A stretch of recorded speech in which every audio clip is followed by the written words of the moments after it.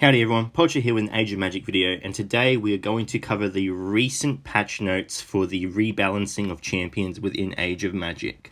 Now, these patch notes are not 100% confirmed. There are chances that something might change or something might be altered. So the translation for these patch notes have come from Russia to English, so some of the stuff is confusing. I don't even understand some of it, but I'm going to go over it the best I can. I'm just going to read it word for word, and at the very end of the video, I'm just going to give you my general opinion on the state of the game and what the state of the game will be like after this patch. This is just my opinion. I feel like some of you may disagree with it, some of you may agree with it, I don't know, but we'll get to that when we get to it.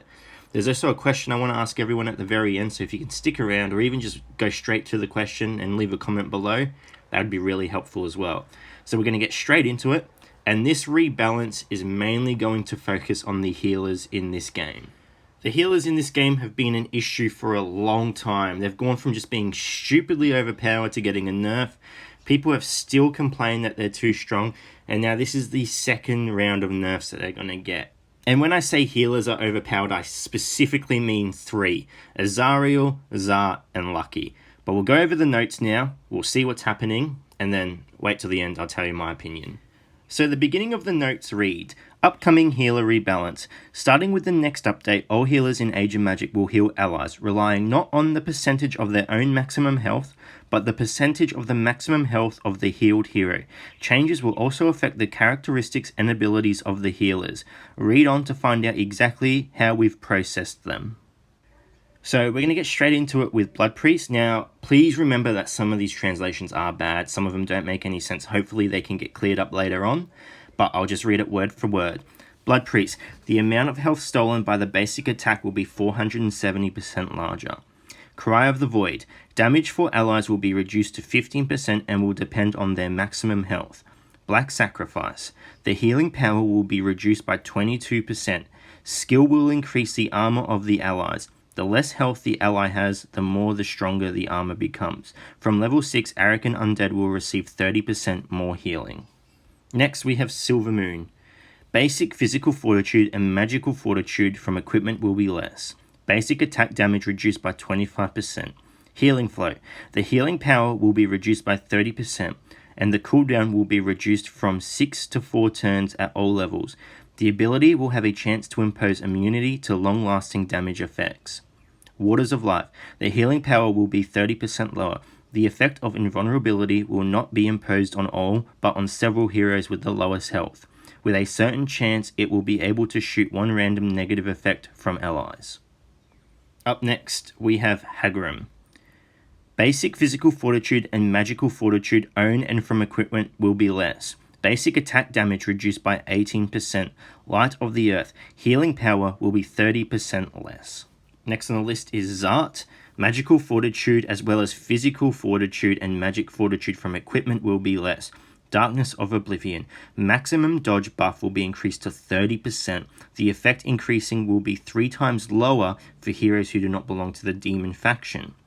Illusory Immortality.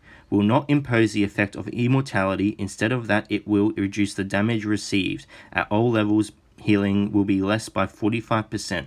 The chance for resurrection of several characters will increase with the level of ability. 2 at the same time, up to 75%. 3 at the same time, up to 25%. The cooldown will be increased by 1 turn at the 7th ability level. Damage to allies will be reduced by 10%. Next, we have Karana. Basic health will be increased by 20%. Basic physical fortitude and magic fortitude will become less. Healing Light. The healing power will be reduced by 15%. It will increase the magical fortitude of the allies. Light of Heroes. Resurrected heroes will return to battle with less health. Only one of the resurrected will receive a more powerful healing, on a level with the usual healing. Up next is Kobolok. Magic fortitude as well as basic physical fortitude and magic fortitude from equipment will be less. Moonshine. The healing power will be reduced by 50%. In this case, the speed of allied kobolds will increase and all other heroes will continue to slow down. Next we have Hylia. Basic magic fortitude will be less. Basic attack damage will be reduced by 35% at all levels. Poisoned healing. The healing power will be reduced by 45%. It will increase armor by a certain percentage. The effect of increasing armor will be 2 times lower for heroes who do not belong to Ra Arachne. The cooldown will be reduced from 8 to 6 turns at all levels. The duration of the damage on allies will be reduced from 2 to 3 turns at all levels. Mimicry. The effect of avoiding the ability not for Ra Arachne will disappear. A positive effect for penetrating armor by a certain percentage will appear. For Ra Arachne, it will also be higher than for other heroes. Next on the list, we have Azariel. Basic magic fortitude and physical fortitude will become less. Basic attack damage will be reduced by 24%. The theft of health will be increased by 27%. Red Shadow. The healing for health stolen will be reduced by 40%. There will be a negative effect reducing the fortitude of opponents. Brotherhood of Blood. Healing power will be reduced by 40%. There will be a chance to fill Azariel's initiative bar. The power of healing from the effect that is imposed on characters with low health will be reduced by 50%. The last healer with the rebalance is Lucky. Basic health will be increased by 10%. Magic fortitude from equipment will be less. Basic attack damage will be reduced by 20% at all levels. Overgrowth. The effect of enhancing the healing will disappear. Healing power will be reduced by 45% if the target has less than 50% health. A positive effect will appear. The next few attacks received will deal less damage. The strength of long-term healing will be on average less than 30%. The mechanics of long-term healing will change. The less health an ally has, the greater will be the power of treatment. Cooldown will increase by 1 turn at all levels. Next, we have Arrogant Guard. Arrogant Energy. The healing power will decrease by 26%. Now, I'm just assuming that this is his healing ability. It's not called Arrogant Energy, so I think this is a bad translation, or it could just be a new ability. I'm not too sure. Just keep that in mind. Now, apart from healers, we're moving on to champions who counter healers. Now, they're getting buffed. So we have Arrogant Shadow. Basic attack damage will be increased by 16%. Shadow Dance. Damage will be increased by 84%. Shadow Judgment. There will be a chance that after applying the ability, Shadow will strike another blow to another random opponent. Next on the list, we have Blood Mage. Basic attack damage will be increased by 50%. Arrogant Sunset. Now I can confirm this is a new ability. Will passively reduce the percentage of any healing of the enemy. Long-term damage from the ability will be more than 200% and will act 2 moves. Rivers of Blood. Damage will be increased by 175%. The duration of the effect will be longer than from the 6th level of the ability. Next we have Ambrour. Basic attack damage will be increased by 20%. Nailing Shot ability damage will be increased by 15%. Time and declaration force from the mark will be greater at all levels, maximum 40%. Dwarf Bolt. The ability will not be able to dodge. It will also reduce the dodge of the target. And then we finish off with a note. Remember, in this post, we only announced the changes. The final list will be released along with the new version of Age of Magic. Naturally, it will not do without other polishes and improvements, including the new sounds and interface, the filter of heroes and principle of light, darkness, and of course, bug fixes. And next time we will tell you exactly how the raids will take place. Follow the news. So, my opinions on the rebalancing of these champions. They are both good and bad. One thing I love is that some healers are finally going to be able to heal people of the same faction a lot more than people outside of that faction. I think this concept needs to be taken and applied to every healer in the game. I feel like healers should be able to heal people from their faction a shitload more than they can heal people outside of their faction. Love it. It needs to be applied to everyone though, not just a few healers here and there. Second thing I love is that they're making champions that fight healers more effective. They're making them stronger. That is also very good. Happy with that. And I'm happy that the 3 power healers in the game are being nerfed slightly. Lucky's healing buff ability is being removed from her. That's also really good. It's just gonna help so much because once that buff is up, the team is pretty much immune. No one can break through that healing buff. So that is really good.